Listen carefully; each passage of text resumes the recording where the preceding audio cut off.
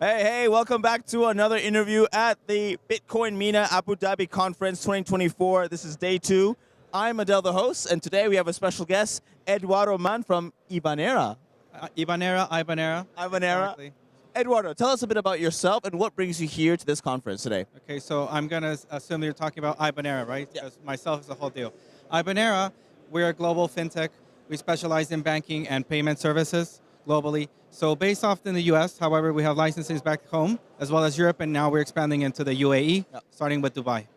Interesting. Now, I immediately knew that Ibanera was related to IBAN code, which you use. Would you say that IBAN, so now I'm thinking IBAN, if you're using IBAN, that means you must be from the Web 2 world. Is that correct? I mean, you could say we have our roots there. So TradFi, of course, right? So Ibanera. Many companies try to do that, but we take it really to heart when we say that we try to break the barrier between the TradFi, traditional finances, and of course DeFi, right? So on our platform, which is something that we white label, you can have multi-currency accounts, and you also have a crypto OTC, right? So we're bringing those two services together, and we just white label the platform so anybody, other companies can use it. Right. But in the Web3 space, we use wallets instead of IBAN. So why would you name it as Ibanera?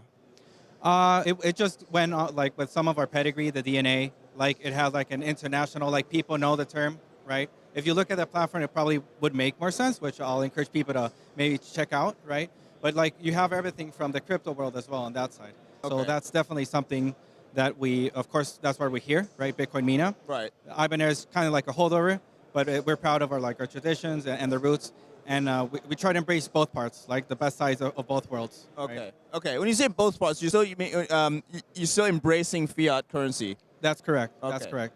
So what is your service exactly? How do you make money from this? So there's many use cases. For example, the most traditional example you'll see is either a traditional local bank, maybe a regional bank strong in a region that they want to either go global or to start working with DeFi, right? So we're a fintech at the end of the day. So they can connect to our APIs and we can enable all of the OTC and the crypto wallets on their side. Now, if they're a strong regional bank, once again, and they want to go global, so they're, working in Europe and they want to start onboarding US clients or vice versa, same thing. All you have to do is plug into our APIs and there you go. We have the appropriate licensing and the jurisdictions that we operate with. So it's just, we try to make it easy for them. So you're helping with remittances.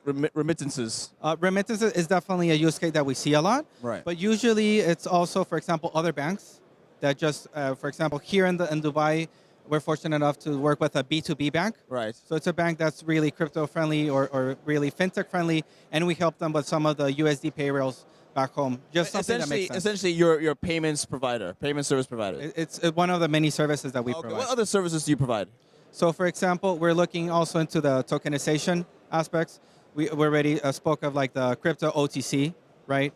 We have acquiring as well. So we have 3 acquiring beings, actually 3 in US, 3 in Europe. So that includes not only fiat, but also crypto and NFC. And NFT or NFT. Sorry. Yeah, so that's a lot of the services that we provide. Understood.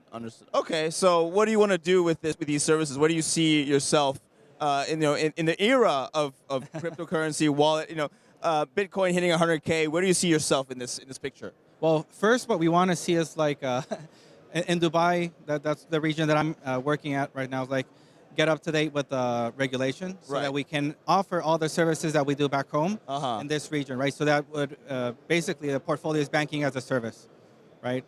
What we want to do is work with many of the key players and just try to fill in any of the blanks or the blind spots. So if they're missing acquiring in Europe, that's something we can do. If they're missing USD payrolls, that's something we can do.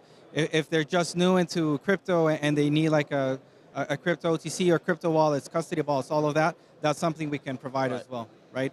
Issuing as well, right?